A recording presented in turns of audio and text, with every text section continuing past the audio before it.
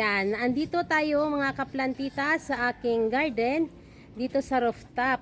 So ngayon meron tayong update. Itong aking mga naitanim na mga gabi, parang kailan lang nagtanim tayo ng gabi dito sa mga sako.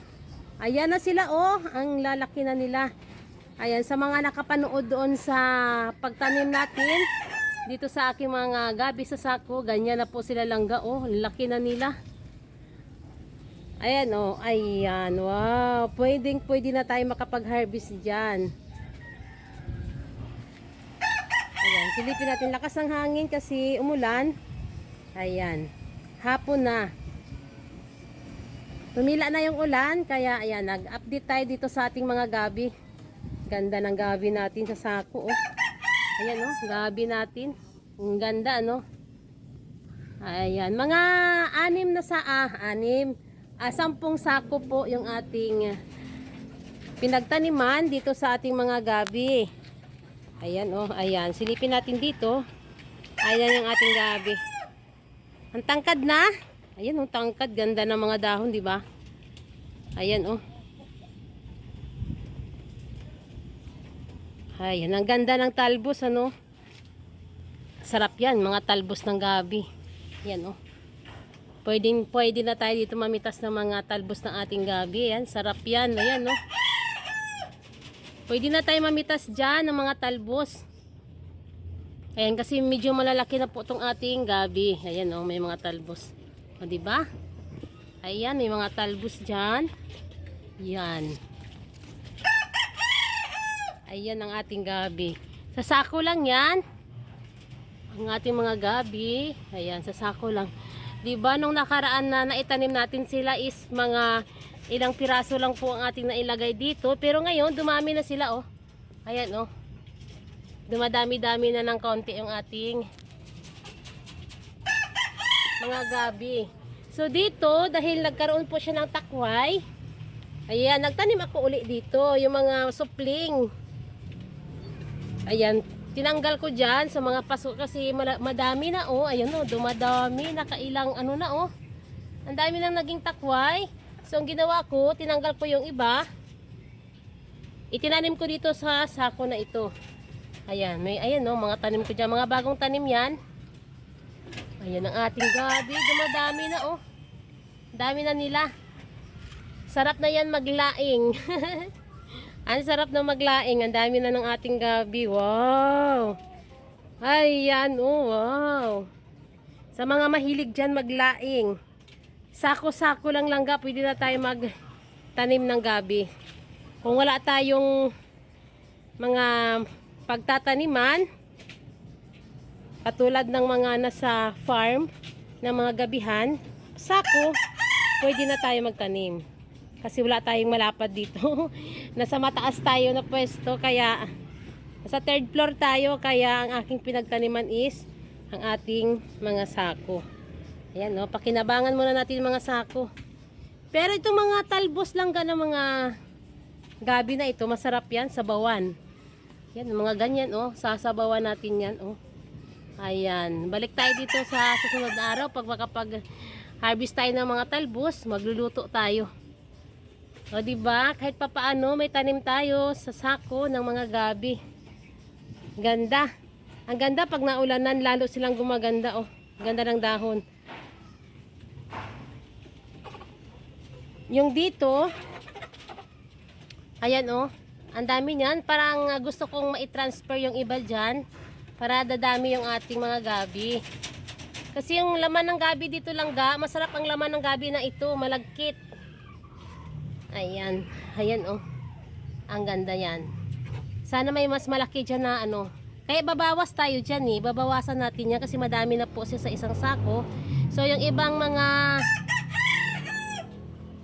medyo maliit dyan, itatransfer natin. Tulad dito na i-transfer ko na yan. Yan kasi ay galing doon galing doon.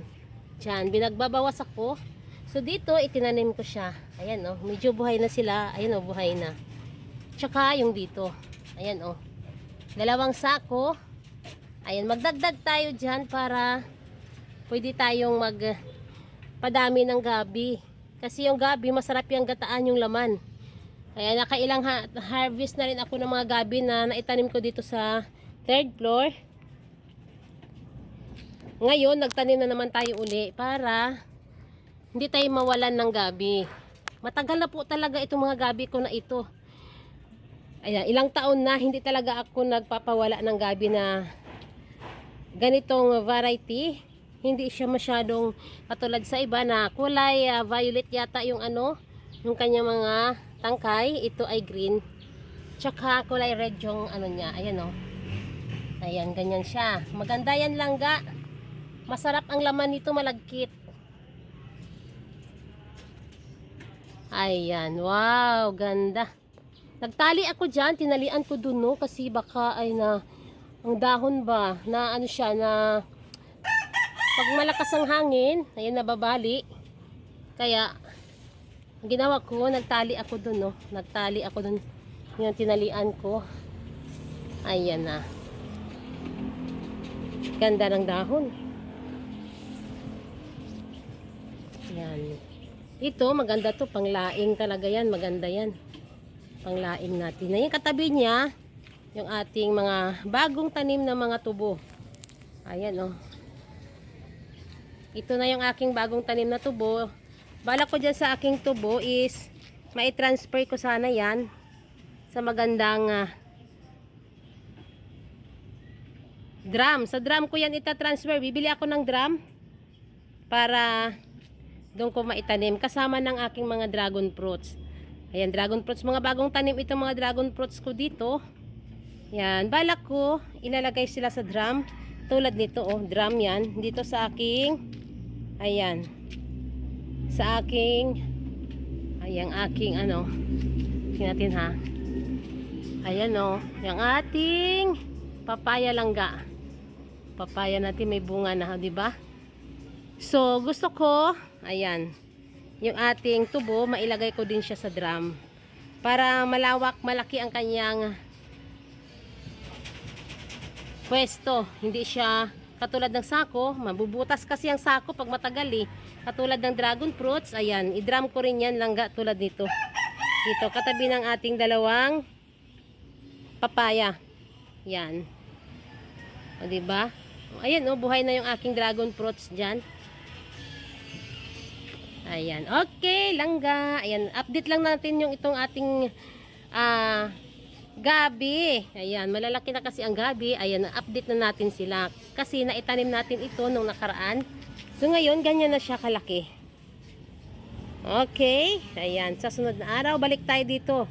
Mag-harvest na tayo ng ating gabi. Magluluto tayo.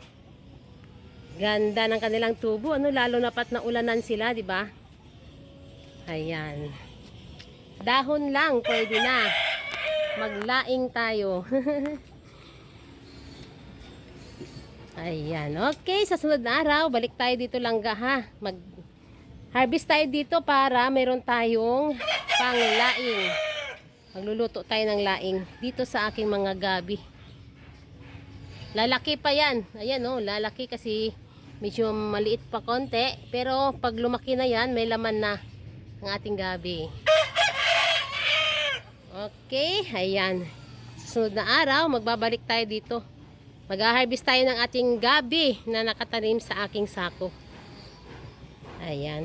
Okay, ayan. Thank you sa inyong lahat. Sa walang sawang panonood sa aking mga vlog. Please subscribe my channel, Inday Names Rooftop Garden. Bye!